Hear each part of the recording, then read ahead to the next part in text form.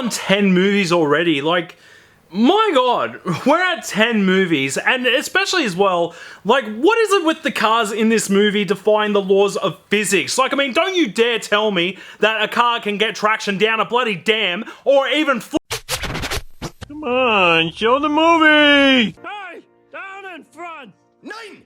Okay, sorry about that rant. I've worked as a car mechanic for like 7 to 8 years by the time of this recording, and I just question these movies sometimes. Okay, so Fast 10 is the 10th main storyline movie in the Fast and Furious saga. So basically we follow the movie of Dom Toretto and his family, who are getting targeted by a new villain named Dante, who is out for revenge after the events of Fast and Furious 5. Now look, with this being the 10th installment in the Fast and Furious saga, we're obviously going to get the classic characters returning. So for example, we do get Dominic Toretto returning, we also get Letty, we do get Roman, and we also get Tej returning as well. And we get a bunch of other characters as well from previous movies coming back, like John Cena and also Jason Statham being involved in the movies again.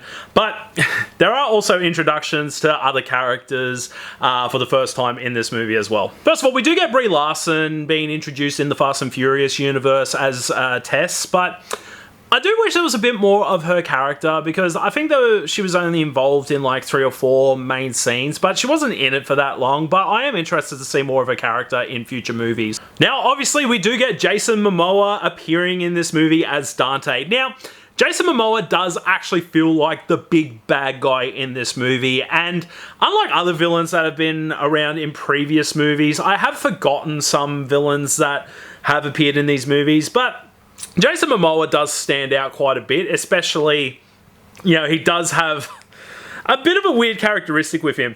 See, when I am watching Jason Momoa on the screen, like, you do get that Jason Momoa flavor that we always know for him with his personality, but he does sort of play off that he's trying to be the Joker, or has the personality of the Joker as well. Yeah, his character does have mental health issues, but yeah, it just basically feels like a Joker copy, and it is a bit distracting when you watch this character. But it also does kind of look like that, it does look like that they either got Jason Momoa on his day off from the Aquaman set and just pretty much came up to him and was like, hey, just come and do this Fast and Furious movie on your days off, and he's just rocking up as Jason Momoa looks normally, just as a different character in a Fast and Furious movie. Now look, when it does come to the Fast and Furious movies, like, for me, the Fast and Furious saga is a guilty pleasure movie for me. I like watching these with my mates. I like watching them because, you know, I feel like it. I like watching them as background noise, you know. It's just a movie series or a movie franchise that I grew up as a kid with, or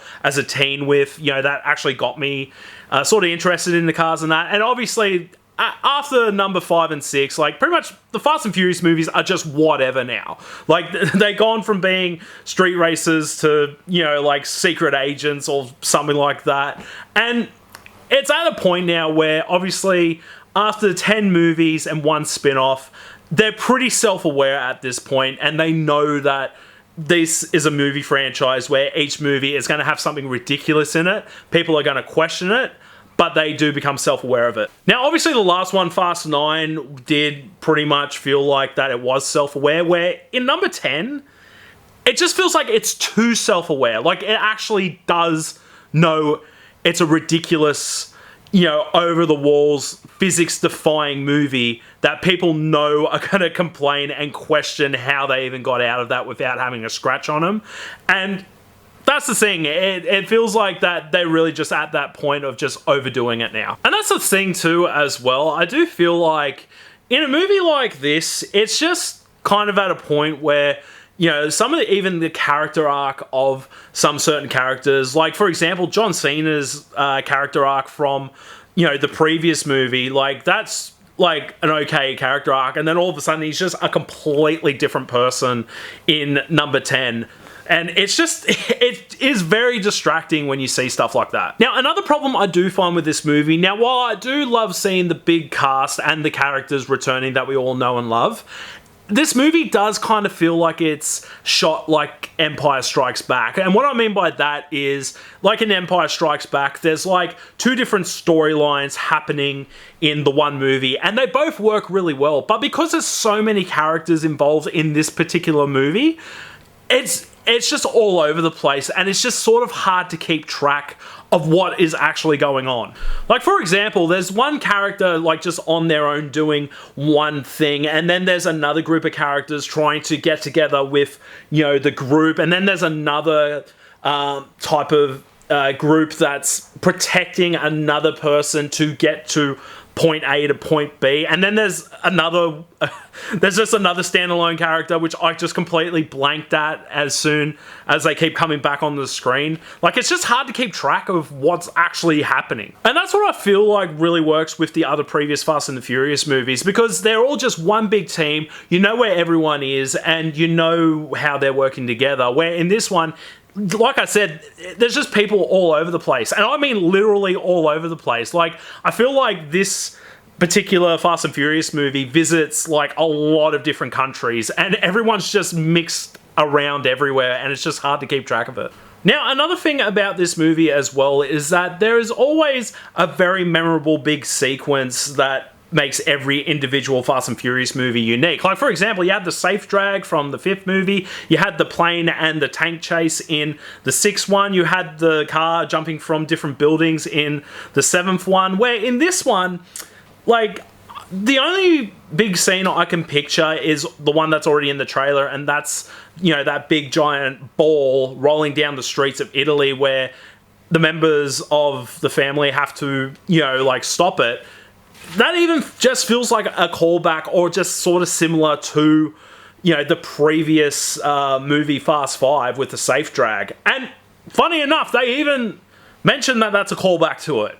Now, overall with this movie, while I do love the returning characters coming back for another round of the Fast and Furious movies, at this point, like, this movie itself is starting to become too self-aware about what it is. Like, the characters are just all over the place, like I specified, and it's just reaching points now where it's just actually getting ridiculous, where, you know, some cast members, they crash into a car or something happens and they just walk away with no scratches, no burns, not even a bullet shot, and you just sit there sort of shaking your head going, oh, for God's sakes. But overall with this movie, like, especially for Fast and Furious fans, or just people who just love these ridiculous movies or even question them, it's a movie that you guys are either going to love or hate, but it's also a movie I probably wouldn't even bother with. So what do you guys think of Fast X or Fast 10? Did you like it? Did you love it? Did you hate it? Let me know in the comments below. Don't forget to like, share, and subscribe. You can follow my socials up here as well. And as always, as I say at the end of these videos, get me some goddamn M&Ms. Miss Hoover, the movie's over. Down in front.